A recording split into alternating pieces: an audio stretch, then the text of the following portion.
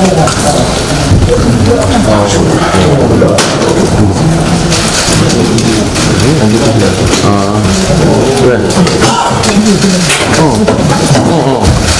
갈 거야. 당대표를 갈 거야, 바로. 이걸 됐구나.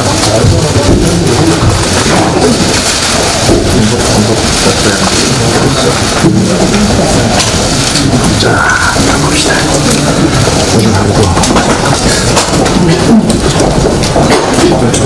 안녕하세요.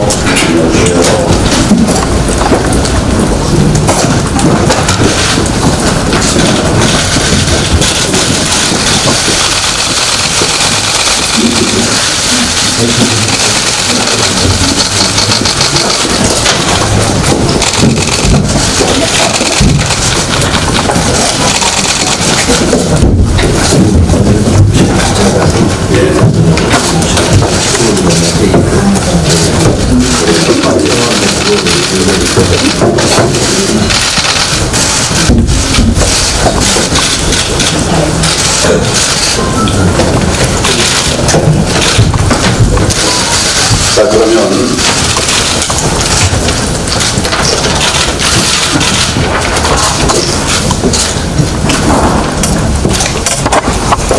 제68차 최고위원회의를 개최하겠습니다.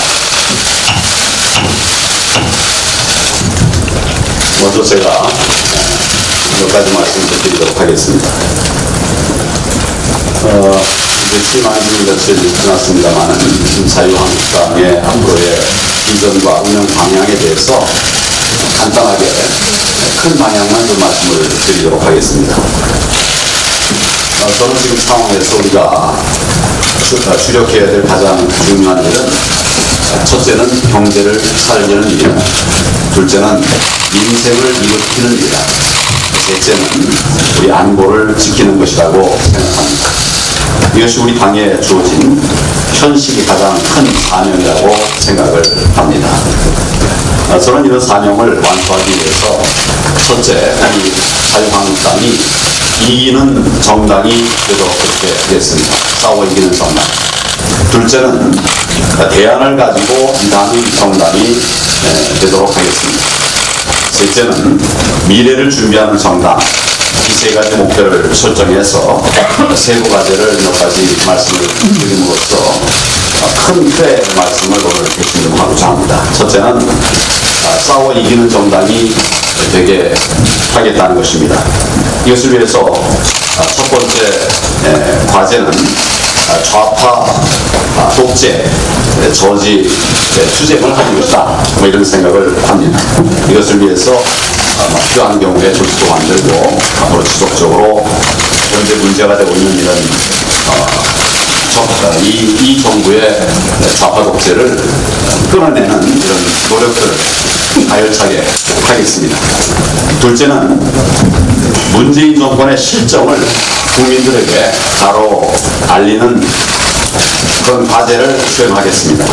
이를 위해서 문재인 정권 경제실정 백서위원회를 출범시켜서 각종 경제 지표의 심층 분석은 물론 광범위한 현장 실태조사와 또 경제 주체별 인터뷰 등을 통해서 이 정권의 경제정책의 폐해를 낱낱이 고발할 것입니다. 이것을 후배를 해서 대국민 보고대회를 열고 구체적인 변화를 가져올 수 있도록 그렇게 하겠습니다. 셋째는 싸워 이기는 정당을 위한 과제, 강한 자유한국당 프로젝트를 추진하겠습니다. 당의 싱크탱크인 여의도연구원을 과감하게 개혁하겠습니다. 정책 역량을 강화하는 여러 소그룹 공부 모임도 활성화해 나가고자 합니다. 단계적이고 체계적인 당원 교육 시스템을 구축해서 우리 당원 한 사람 한 사람 모두가 정책 현장의 소통 전문가, 전략 전문가가 될 수 있도록 그렇게 하겠습니다. 둘째는 대안을 가지고 일어나는 정당을 만들겠습니다. 이것을 위해서는 경제 대안, 안보 대안, 민생 대안 등으로 간단하게 설명을 드리겠습니다. 경제 대안정당이 되기 위한 과제로 2020 경제대전환 프로젝트를 즉각 추진할 계획입니다. 현 정권의 소득주 성장과 좌파 포퓰리즘 경제 정책에 맞서서 우리 당의 새로운 성장 정책과 또 구체적 실현 방안을 제시할 것입니다. 또한 성장과 민생의 균형 발전 방안도 함께 가급적 조속히 찾아내도록 하겠습니다. 아울러서 문재인 정권의 굴욕적 가짜 평화 정책을 대체하는 당당하고 투명한 평화 정책을 안보 대안으로 제시하고자 합니다. 완전한 북핵 폐기까지 가는 여러 길들이 있습니다. 거기까지의 평화 로드맵을 만들고 이에 맞춰서 이 정권의 안보 무장해제 저지 투쟁을 벌이겠습니다. 정당 차원의 한미동맹 강화 외교에도 힘을 쏟는 우리 자유한국당이 되도록 하겠습니다. 세 번째는 국민의 힘든 삶을 해결해드리는 민생 대안도 마련해 나가겠습니다. 먼저 미세먼지 대책입니다. 대중국 외교 노력을 포함한 특단의 미세먼지 대책을 마련해서 미세먼지를 줄이기 위한 그런 대안을 만들어 가도록 그렇게 하겠습니다. 그 현장 중심의 중산층 서민경제특별위원회를 만들어서 민생정책을 집중 발굴하고 또 실천 방안을 제시하도록 그런 구체적인 방안을 만들어 가겠습니다. 중소기업 근로자 특위, 또 청년 일자리 시스템 등 정책 사각지대를 커버하는 쪽집게 대책들도 운영해 나가도록 하겠습니다. 세 번째는 미래를 준비하는 정당입니다. 이 과제의 첫 번째 과제는 청년과 여성을 우리 정당에서 정말 역할을 다할 수 있도록 하게 하는 청년과 여성을 위한 정당으로 혁신하는 것입니다. 입당 경로를 다양화하고 또 당이 헤드헌터가 되고 기획사 역할까지 이렇게 담당해서 청년과 여성 인재를 배출하고 또 당의 기둥으로 세워감으로써 우리 자유한국당이 함께 일하는 이런 정당이 되도록 하겠습니다. 두 번째 과제는 4차 산업혁명과 블록체인 시대에 걸맞는 개방형 시스템 정당을 만들어가도록 당을 변화시켜 나가겠습니다. 블록체인 기반 정당 시스템을 더욱 확장해 나가고 또 4차 산업혁명을 이끌 전문가, 정말 우리 목표는 막 굉장히 큽니다만 많은 사람들을 당에 영입해서 적극적으로 미래를 준비해 나가도록 하겠습니다. 그리고 또 한 가지 과제는 총선과 대선 승리를 준비하는 그런 정당이 되도록 그렇게 하겠습니다. 당의 운영 시스템을 신속 대응, 민심 대응, 현장 대응 중심으로 과감하게 개편해서 내년 총선에 대비해 나갈 계획입니다. 현장 최고위원 회의, 최고위원 현장 회의, 이것을 정례화하고 또 상임위별 현장 점검을 순수화하고 우리 목표는 정말 많은 예를 들면 100만 서포터즈를 좀 확보해서 우리 같이 하는 이런 일꾼들을 좀 만들어가는 이런 노력들도 하고자 합니다. 이들과 함께 국민 속으로 들어가서 당 운영을 정착시켜 나가도록 하겠습니다. 이러한 노력들을 통해서 수권정당의 면모를 갖춰 나가겠습니다. 지금 대략적으로 앞으로의 우리 정당 운영 방향, 우리가 어떤 정당이 될 것인가에 대한 모습을 좀 그렸습니다만 이런 큰 비전을 중심으로 해서 앞으로 정말 나라와 국민을 살리기 위한 이런 정당, 일하는 정당, 말이 아니라 행동하는 정당, 변화시키는 정당, 그러면서도 우리의 목표는 큰 미래를 향해 가는 이런 국민들의 사랑 관심을 받는 정당이 될 수 있도록 더욱 노력을 해 나가도록 하겠습니다. 추가되는 여러 목표들과 또 과제들은 기회가 닿는 대로 또 추가로 말씀을 드리도록 하겠습니다. 최근 현황과 관련된 한두 가지 말씀을 좀 드리도록 하겠습니다. 우리 미국 정상 정상회담이 결렬된 데 이어서 한미연합훈련 중단까지 결정했다는 그런 보도가 되고 있습니다. 국민들의 충격과 불안이 그 어느 때보다도 커지고 있습니다. 누가 뭐라고 해도 이번 미국 정상회담의 결렬의 원인과 책임은 탈폐기를 끝끝내 거부한 북한에 있다고 할 수밖에 없습니다.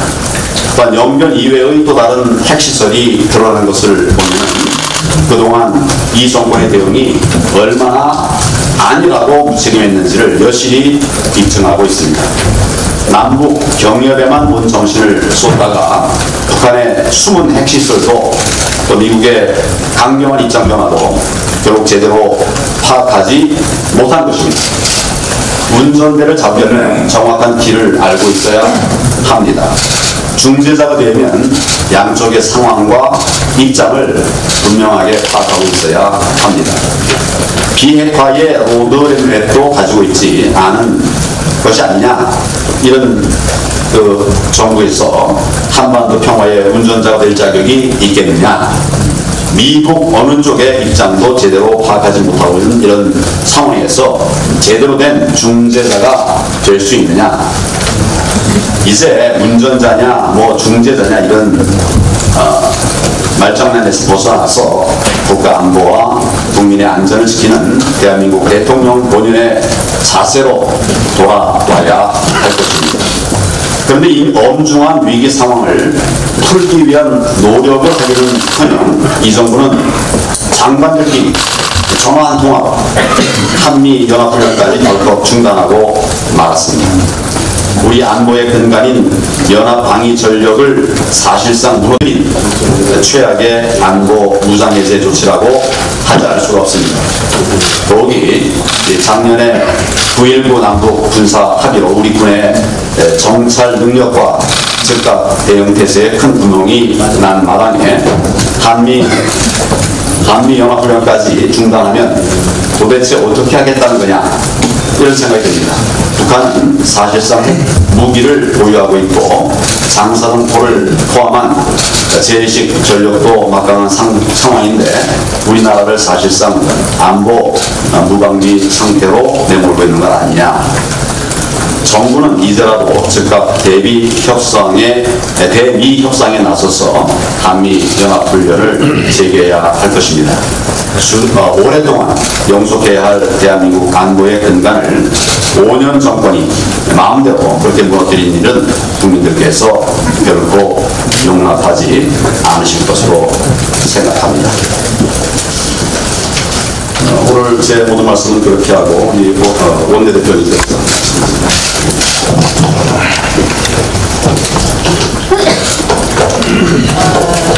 미국 정상회담에 대해서 말씀드리겠습니다. 미국 정상회담이 끝내 북핵 해결을 위한 실질적이고 구체적인 성과를 도출해내지 못한 부분에 대해서 매우 안타깝게 생각합니다. 그러나 또 한편으로는 지난번 제가 방미 때 만난 코리 가드너 상원 동아태 소위원장의 말씀처럼 비핵화 없는 회담은 깨라 한 것처럼 이 나쁜 합의보다는 회담 결렬이 차라리 다행이 아닌가 이렇게 생각이 듭니다. 저희 자유한국당은 지난번 미국 회담 전에 방미단을 꾸려서 방미했습니다. 왜냐하면 트럼프 대통령의 리스크를 줄이기 위해서였습니다. 이 비핵화 없는 섣부른 종전선언 그리고 설립은 제재 완화의 리스크를 줄이기 위해서였고, 그 당시 저희가 3yes, 3no의 원칙을 이야기했을 때 비핵화 없는 이 제재 완화의 합의에서는 안 된다는 부분에 대해서 미국 조야에 많은 분들이 공감했습니다. 일정 부분 저희 방미의 성과가 아닌가 이렇게 생각합니다. 그러면 지금 과연 우리는 이러한 상황에서 어떻게 해야 되느냐? 그동안 궤도를 일탈한 이 비핵화 회담의 궤도를 정상화시키는 계기로 만들어야 된다고 생각을 합니다. 이 한미 간에 실질적으로 지금 이번 회담 결렬에서 나타난 것을 보면 한미 간의 전략적 조율에 있어서 심각한 입장 차이가 있었다. 심각한 의견 차이가 있었다는 것을 알 수 있습니다. 또한 실질적으로 우리 정부가 소외되었음을 알 수도 있었습니다. 좀 묻고 싶습니다. 문재인 대통령과 참모진에게. 그 정상회담 전부터 개성공단과 금강산 관광 재개를 줄곧 이야기했는데 영변 핵시설 외에 핵시설을 알고 있었는지 모르고 있었는지 묻고 싶습니다.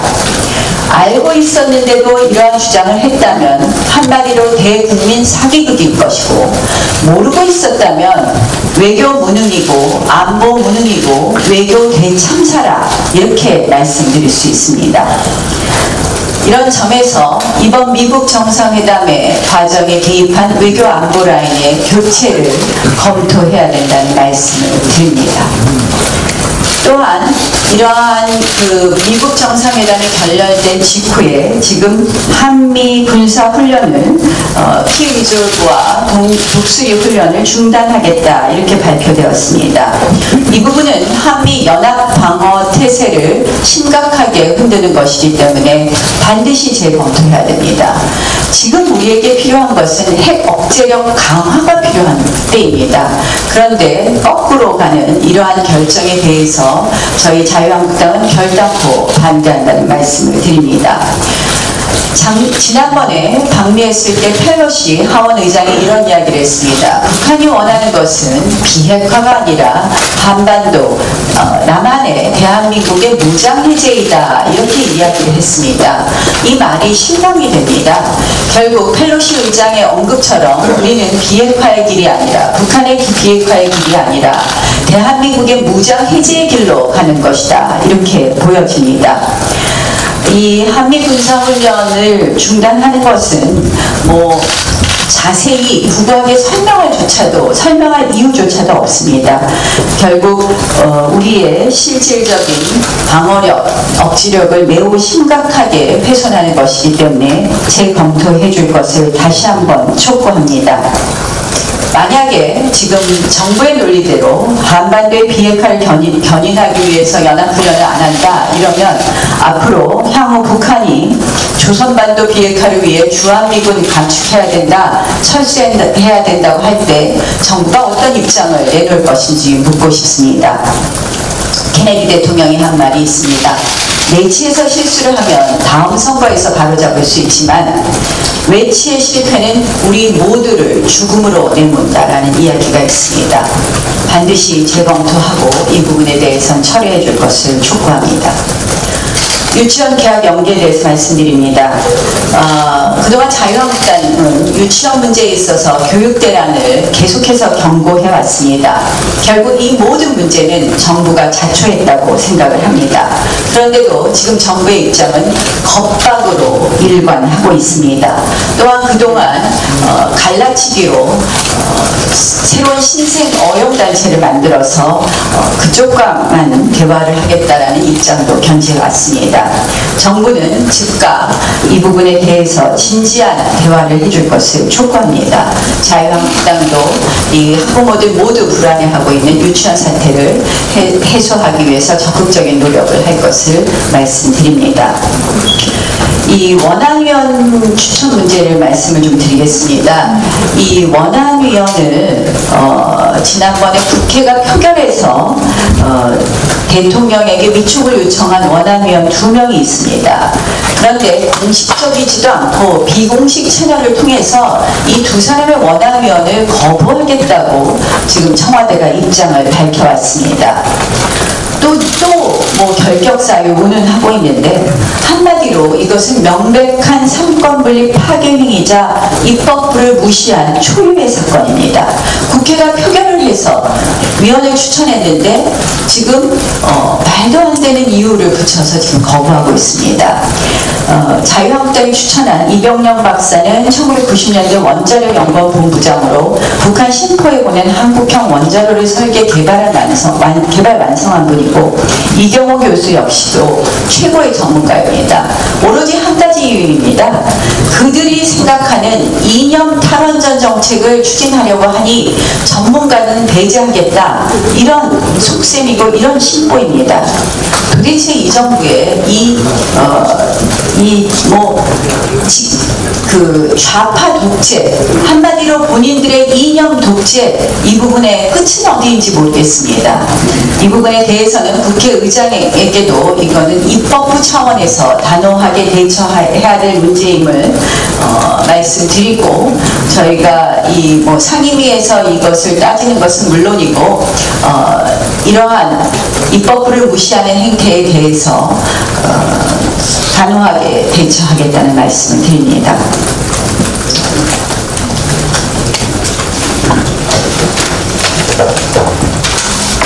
네, 미국 정상회담 결렬과 관련해서 황교안 대표님, 나경원 원내대표님의 좋은 말씀이 있었습니다.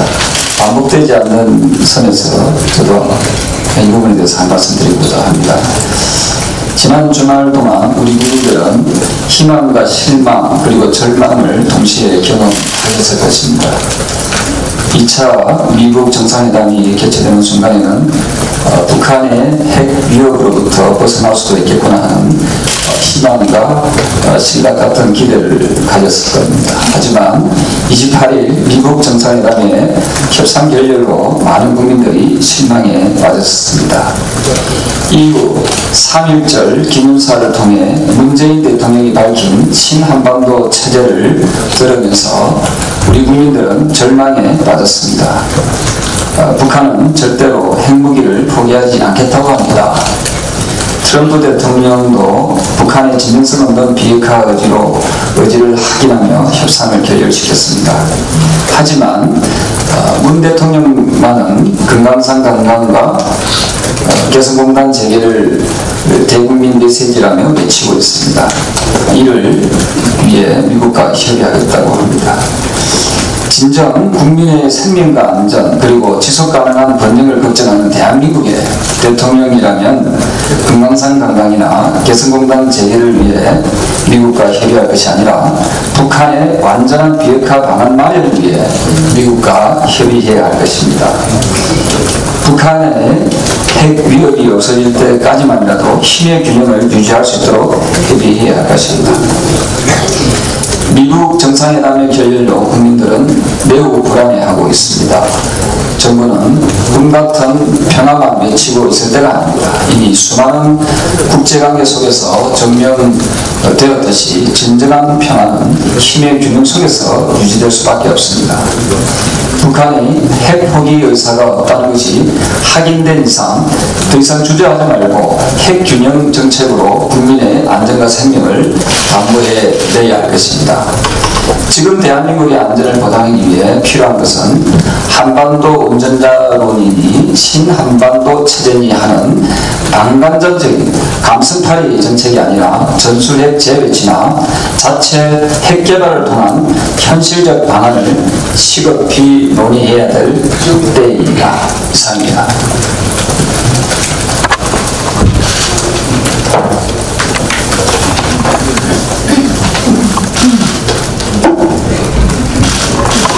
네, 좋은 아침입니다. 정미경 최고위원입니다. 원래 이 얘기를 그냥 잠시 언급하고 지금 가려고 하는데요. 어제 오늘 가장 핫한 댓글이 붙어있는 기사가 뭐였을까 하고 제가 찾아봐서 좀 말씀을 드리려고 해요. 중앙선거관리위원회에서 유튜브를 통한 정치인들의 실시간 모금에 대해 정치자금법 위반 소지가 있다. 그러면서 제동을 지금 걸었다고 합니다. 거기까지는 뭐 그럴 수 있습니다. 근데 지금 더 나가니까 홍준표 전 원내대표는 정치인이라 안 되고 유시민 씨는 정치 활동을 하지 않은 사람이라 된다는 겁니다. 그래서 제가 댓글에 도대체 어떻게 이렇게 핫하게 많이 붙었는데 하면서 좀 국민들께 미처 댓글을 보시지 못한 분들께 제가 소개를 몇 가지만 제가 가져왔는데요. 선관위 장악한 이유가 여기 있었네. 내 편에 유리한 판결 내리기 위한 후속이네. 학교 다니면서 공부 포기했다고 하면 학생이 아닌가? 지나가는 개도 웃겠다.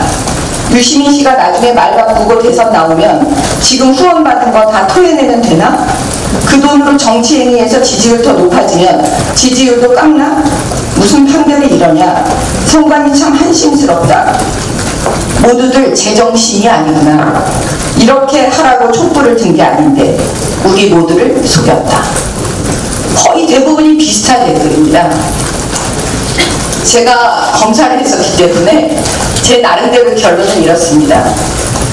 유시민 씨가 정치 활동을 하지 않는 사람이라고 판단한 근거는 중앙선관위에서 이렇게 말을 했어요.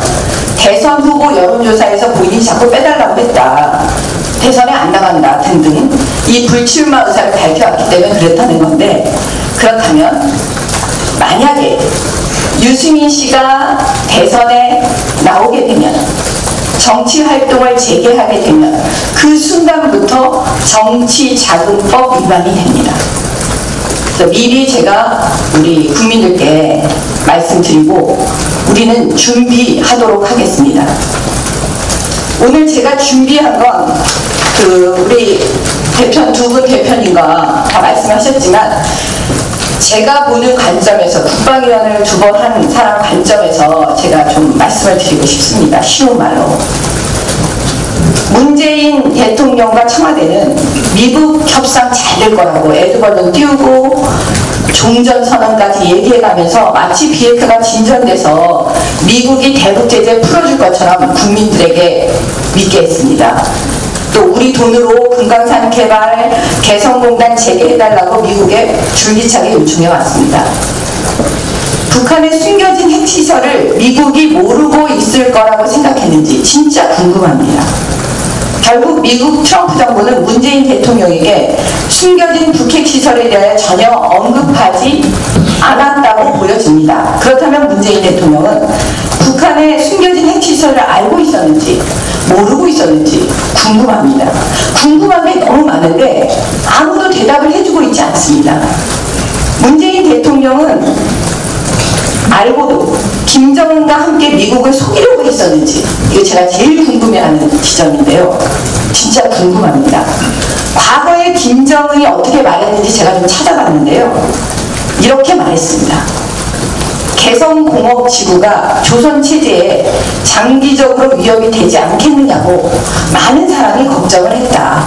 하지만 얻은 게 더 많다. 우선 우리에게 절대적으로 필요한 돈을 벌었다. 둘째, 개성 시민에 대한 자연스러운 통제와 관리가 용이해졌다. 다른 지역은 장마당 때문에 인민 통제가 얼마나 힘들어졌나. 개성 시민 5만 명이 매일 한 곳에 모여 일하고 퇴근하는데 따로 무슨 관리가 필요한가. 총체적으로 우리가 훨씬 이익이다. 이런 경제 특구를 내륙으로 확대해야 한다. 개성공단 같은 것을 14개 더 만든다. 이렇게 말했다고 해요. 결국 문재인 정부는 김정은 정권에게 돈과 핵을 다 주려는데 앞장서고 있음이 드러났다 라고 말해도 지나치지 않습니다. 문재인 대통령이 북핵이 결렬된 이후에도 개성공단 재개와 금강산 관광할 수 있도록 미국을 설득하고 있다는 것이 그 근거가 되는 겁니다.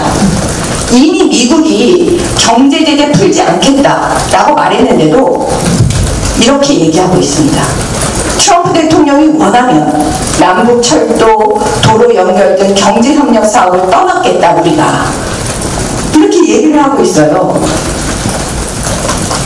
그래서 제가 말씀드리는데 미국의 트럼프 대통령과 문재인 정부는 함께 가지 않고 북한의 김정은이 원하는 대로 문재인 대통령은 하고 있는 것입니다.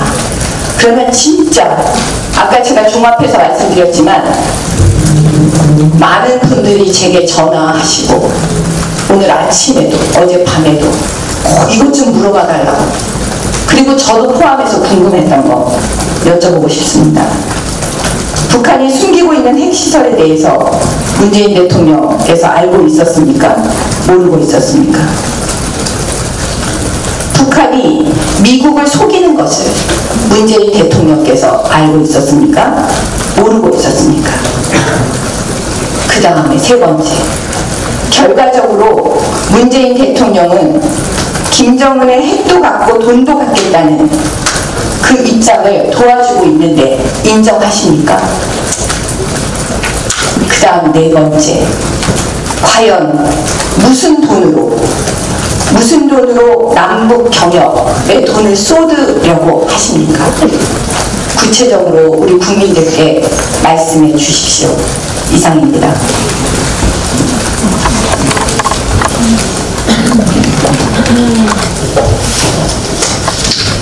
최고위원 김술래 의원입니다.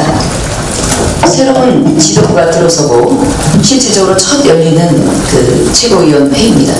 황교안 당대표를 중심으로 생산적인 회의가 이루어지고 자유한국당이 국민에게 희망을 줄 수 있는 시간이 되었으면 좋겠습니다. 저는 여당인 시절에 국회의원에 들어왔습니다. 현재는 야당입니다. 1948년 대한민국 건국 이후에 자유보수 우파의 이념을 근간으로 대한민국의 경제 성장과 민주주의를 이끌어온 발전시킨 선대 정치인들의 근간이 만들어준 대한민국 종갓집을 지켜내는 종부의 심정으로 초연하게 빼앗긴 들에도 봄이 올 수 있는 날까지 제 한 몸을 바치겠다는 말씀과 경제 성장과 민주주의를 다시 한번 망가진 경제, 실종된 안보를 가열차게 제자리로 돌려놓겠다는 국민 여러분께 약속을 드리는 말씀을 드리겠습니다. 우선 이 자리를 빌어서 북미 정상회담의 결렬을 통해서 김정은에게 더 이상 능욕당하지 않고 상황을 잘 정리해 주신 트럼프 대통령님께 깊은 감사의 말씀을 전하고 싶습니다. 지난 주말 정부는 한미동맹의 심장과도 같은 한미연합 군사훈련인 키리졸브와 독수리 훈련을 폐지하기로 했다고 합니다. 이건 국민이 원하는 것이 아닙니다. 상황이 이러한데도 문재인 대통령은 지난 3.1절 기념사에서 금강산 관광과 개성공단 재개 방안을 미국과 협의하겠다라는 헛말을 늘어놓고 있습니다. 대한민국의 국민이 원하는 것은 북한의 비핵화를 만드는 것입니다. 문재인 대통령과 정부 여당은 비핵화 없이는 어떠한 경제 협력도 제재 완화도 없음을 국민 앞에 청명하길 바랍니다. 유치원의 계약 연기와 관련해서 짧게 한 말씀 드리겠습니다. 유치원의 계약 연기는 일가정 양립의 뿌리를 흔드는 중요한 일입니다. 당장 맞벌이 부부들은 아이를 방치할 수밖에 없는 상황입니다. 유치원을 적폐로 몰아붙인 지 벌써 4개월째 지나고 있습니다. 아무런 해결책도 내놓지 못하고 있는 결국 아이들을 길거리로 내몰고 있습니다. 정부는 잠시 유치원법 시행령 개정을 멈추고 한유총과 대화를 통해 이거를 해결해 나가야 합니다. 한유총 역시 보이콧을 멈추고 아이들을 돌봐야 합니다. 정부는 갈등 유발자가 아닌 갈등 조정자로의 그 역할을 충실히 해주기를 거듭 부탁드립니다. 감사합니다.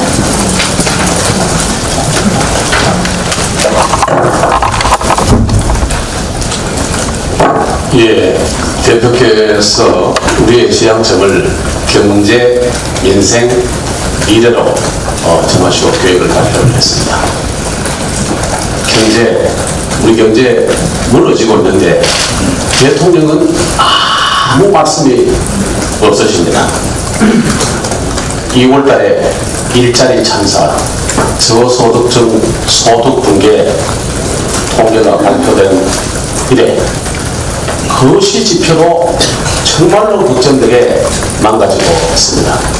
생산, 소비, 투자가 계속 부진한 가운데 그나마 지금까지 버텨왔던 자랑해왔던 수출마저도 3개월째 내리막길 마이너스로 돌아서고 있는데 그 폭이 점점 커지고 있습니다. 3년 만에 처음 있는 일이기도 합니다. 13개 주요 품목 중에 10개가 마이너스 수출입니다. 주요 5대국 수출 대상 중에 미국 빼고는 전부 마이너스입니다. 이래 되니까 사흘 전에 3월 1일 날 발표된 갤럽 조사에서 대통령의 경제에 대한, 고용에 대한 것은 평가는 잘한다가 25% 미만입니다.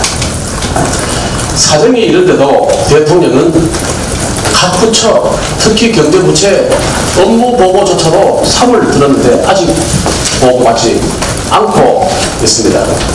18개 중에서 환경부랄지 교육부, 여성가족부 등 7개는 대면 보고를 받았고 2월 19일에 도저히 경제 지표들을 발표할 수 없으니까 기획재정부, 또 과학기술부, 중소벤처기업부, 국토교통부 이런 중요한 경제부처에 대해서는 서면으로 보고받겠다고 합니다. 과거 정부에서 서면 보고받은 경우가 없습니다. 딱 한 부처 있는 것 이외에는 없는데도 불구하고 보고를 받고 있지 않고, 그리고 오늘 오후에도 NSC 열고 경제는 뒤전으로 밀려나고 있습니다. 아무리 바쁘셔도 경제에 대해서 보고를 받으시고 1년 9개월 전에 제일 먼저 내걸었던 국민에게 약속했던 일자리 상황과 신선한 일자리 수속 어떻게 돼가고 있는지 국민들께 보고를 해주시기를 부탁을 드립니다. 대표께서 발표하신 2020 경제 대전환, 경제 세판짜기, 그리고 경제 실정에 대한 백서 최고위에서 우리 당 모두가 힘을 합쳐서 명명백백하게 드러내고 대통령의 실정을 국민들에 알리는 것보다는 대안을 마련해서 우리의 갈 길을 국민의 여론이, 국민의 생각을 뒷받침해서 나가도록 하겠습니다.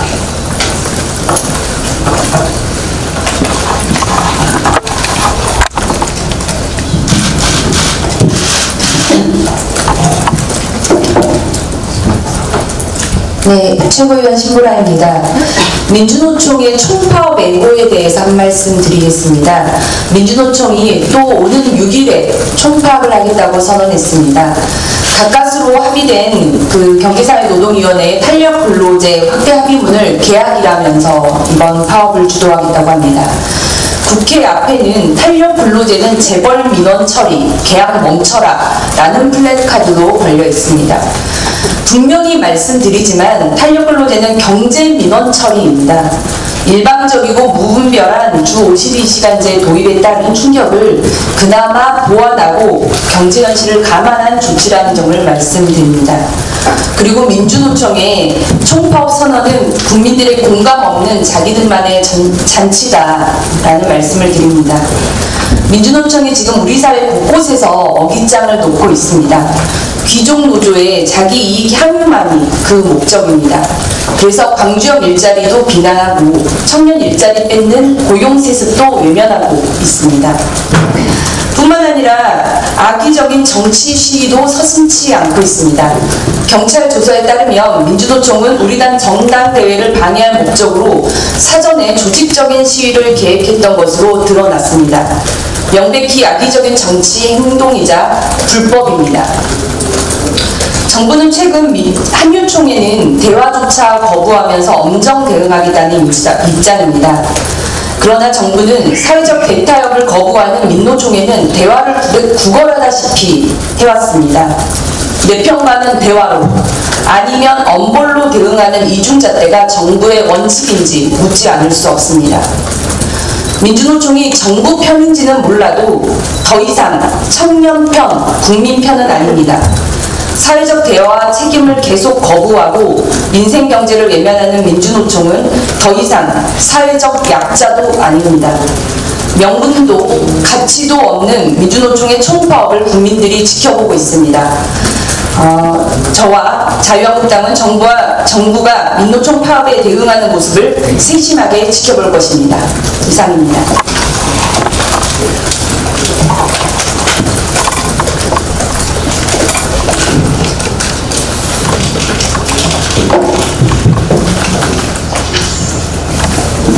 3.1절 날 다른 데도 큰 의미를 갖습니다만 100주년이라고 하는 역사적 큰 의미가 담긴 3.1절 행사에서 대통령께서 난데없이 빨갱이, 색깔론 이런 단어를 쓰고 나온 데 대해서 정말 많은 국민들은 기가 막히고 어리둥절하고 어이가 없었습니다. 문재인 대통령 특유의 갈라치기 전략이 또다시 등장한 것이라고 보여집니다. 이미 지난 2월 11일 날 대통령께서 적대와 분쟁의 시대를 바라는 세력이 적지 않다라고 하더니 일주일 전인 2월 25일에는 평화의 발목을 잡으려는 사람들이 있다라고 했고 드디어 3.1절 날 빨갱이라고 하는 거친 용어를 대통령이 직접 사용했습니다. 이것은 80년대 전염병처럼 퍼졌던 해방 전후사를 다룬 좌파 운동권 수준의 역사관을 대통령께서 가지고 있는 것이며 이에 바탕해서 국민을 진영으로 편가르고 기승전 총선이라고 하는 목표를 이루기 위해 수단과 방법을 가리지 않고 국민 분열에 앞장서고 있는 것이라고 봅니다. 대통령은 경제 고통에 신음한 국민들을 위로하고 통합하는 메시지를 내야 할 것입니다. 지금 각종 국민적 의혹 사건과 또 민생 과제가 산적해 있음에도 불구하고 여당이 국회를 향해치고 있습니다. 그래서 우리 당에서는 지금 여당에 국회를 열어서 이런 국민적 의혹을 해소하고 민생 과제를 해결할 것을 지속적으로 요구하고 있습니다. 이런 국회가 열렸을 때를 대비해서 우리 당은 오늘 대표께서 언급하신 민생과 경제를 살리기 위한 패키지 법안으로 근로기준법, 최저임금법, 또 서비스산업발전법 등등의 패키지 법안을 준비하고 있고 또 이 정부에서 나서고 있는 이 현금 살포 정책 이것을 저지하기 위해서 국가 및 지방재정법과 사회보장 관련법 등등을 역시 패키지로 준비하고 있고 또 이미 발의를 했습니다마는 대북 일방적 묻지마 퍼주기를 막기 위해서 남북협력기금법 등 관련 법을 개정 내진 제정할 준비를 하고 있다는 말씀을 드립니다.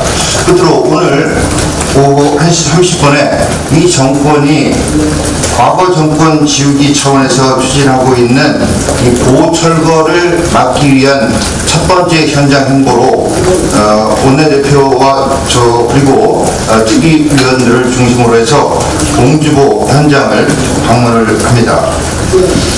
미세먼지로 인해서 온 국민이 고통을 받고 있는데도 불구하고 인공가뭄 쇼나하겠다는 식의 정말 대책 아닌 대책밖에 발표하지 못하면서 이 도를 허물겠다고 하는 이 정부의 행태에 대해서 정말로 농심과 충청 민심을 무너뜨리는 이런 행위로 볼 수밖에 없습니다. 이 일을 끝까지 강행한다면 전 국민적인 저항도 물론이지만 첫 번째 지역으로 선정한 우리 충청인들의 저항이 얼마나 큰 파급 효과를 가져올 것인지 얼마나 큰 저항이 있을 것인지 이 정부는 절감하게 될 것이다라는 엄중 경고를 하고 이제라도 보철거 정책 폐기하기를 촉구합니다. 네, 그러면 앞으로의 회의는 우리 내부 회의로 진행하도록 하겠습니다. 네, 비공개로.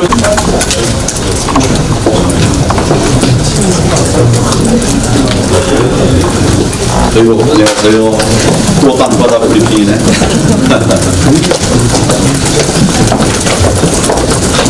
오늘 뭐 사실상 첫 번째 최고위원 회의를 열었고 저의 이 자유한국당 앞으로 어떤 방안에 대해서 개괄적인 큰 틀의 얘기를 좀 말씀드렸습니다. 최고위원님께서 문제를 중심으로 해서 하는데 핵심적인 인사들에 대해서 이름을 발표했고 의뢰를 했습니다. 앞으로도 이 자유한국당 위기에 처한 나라에 구석구석에 쌓여져가는 이 정부의 잘못된 정부를 막아내고 반드시 민생을 살리고 경제를 살리고 안보를 지키는 그런 사명을 감당할 수 있도록 노력을 해나가도록 하겠습니다. 그리고 당 5.18 망원 징계위원회 관련해서요. 이정명 의원은 당시에 징계가 더 빨리 취임했는데 지금 계속 처리되는 이유가 뭔지 그건 하여튼 규정에 따라 절차를 수행하고 있다 이렇게 보시면 될 것 같습니다. 언제쯤 이 절차가 있으니까 조금만 기다려주시죠. 지금 절차에서 어떤 단계인 거예요? 지금 단계는 우선 물리위원회에서 검토하고 있죠. 기간이 얼마나 걸리는 그거는 이제 물리위원회가 해봐야 되겠습니다. 재보궐선거 한 달도 안 남았는데 상원 생산 어떻게 하고 계실지 준비하고 계시는지 기존 강기 이윤 후보가 갈지 않은 공신을 구성하실지 계획이 잡히고 있나요? 지금 오늘 아마 어딘가요? 네. 강기훈 창원은 단독 이 투구를 하셔서요. 창원은 강기훈 후보로 정했고요. 거기는 이제 후보로 확정이 됐고 통영 고성 거기는 이제 경선이죠. 네, 선임 경선으로 합니다. 밟고 아주 빨리 마무리가 될 겁니다. 그리고 오늘 초월에 김인상 회장님 첫 회동인데요. 그래서 어떤 말씀 하시나요? 국회가 지금 정상화되는 데 빠지니까 그 문제 논의하고 또 당대표 국회 의장님과 함께 국민들을 위하는 국회 또 당면한 현안들에 적극적으로 대처하는 일하는 국회 싸움보다는 이 나라를 살리는 일에 마음을 합하는 그런 협력 국회가 될 수 있도록 그런 의견들을 말씀드리겠습니다. 그 국회 정상화에 대표님 생각하시는 조건 같은 게 혹시 있으신가요? 손해가는 정치나 청문회 이런 그 국회의 운영에 있어서는 가장 중요한 것은 역시 여당의 역할이라고 생각합니다. 그러나 저희는 저희대로 민생을 살리고 경제를 회복시키기 위한 이런 노력들을 좀 국민적 관점에서 이렇게 추진해 나가야 되겠다 하는 생각을 하고 있습니다. 네, 그리고 전반적인 당직 인턴이 좀 마무리되는 걸로 아는데 어떤 기준을 좀 선정하셨고 이런 인물들과 앞으로 어떻게 운영하겠다는 방안을 기본적으로는 우리 나라와 우리 국민들이 걱정하는 안보, 경제, 또 민생 이런 것을 살릴 수 있는 그런 국가관을 가지고 공직관을 가지고 우리 이런 생각을 가진 분들이 많이 계시지만 그중에 특별히 역량을 갖추고 계셔서 적응이라고 판단되는 분들에게 당직들이 다시 공유가 됐다고 보시면 되겠습니다. 마무리해서 최종 발표하시는 단직 인사는 언제쯤 최종적으로 그 당직이 굉장히 많아요 보니까. 그래서 뭐가 제가 들어오기 전에도 이미 공문서로 있는 자리들도 많이 있더라고요. 필요한 것들을 가급적 신속하게 그렇게 하고 공문서가 좀 적어질 수 있도록 이렇게 최선을 다하겠습니다. 빨리 하겠습니다. 오늘 의견한 자리가 어디인가요? 나중에 아마 대변인이 좀 자세히 설명. 보도자료 나갈 겁니다. 예. 그리고 최고위원회 비박계 출신 의원님들이 좀 한 명 정도 들어가야 된다는 말들이 있었는데요. 진영식 최고위원 한 명은 어떤 분을 좀 선정하고 있습니다. 비박계라는 무슨 말씀이에요? 저희는 하여튼 비박계 뭐 이런 거 없습니다. 없고 정말 그 나라 생각하고 또 국민들 생각하는 이런 분들이 모여있으니까 그런 방향으로 하겠습니다. 말씀하신 것도 때가 되면 북한한 그런 인사가 있을 겁니다. 북한 비핵화의 오늘 거기까지 마지막 질문 하시죠. 예. 북한 비핵화의 구체적 성과가 나오지 않은 상황인데도 정부와 여당은 한반도 평화가 크게 진전된 것처럼 선전하고 있는데 거기에 대해서는 어떻게 생각하십니까? 기본적으로 한반도의 평화는 핵을 이고서는 이루어질 수 없는 겁니다. 가장 중요한 것은 말로 하는 평화가 아니라 북한의 핵의 비핵화, 북핵 비핵화 로드맵이 마련되고 실제로 어떻게 이행할 것인가는 이행 계획까지를 확보해야 그래야 평화를 얘기할 수 있는 겁니다. 저는 그렇게 생각합니다. 자, 수고들 하세요. 감사합니다.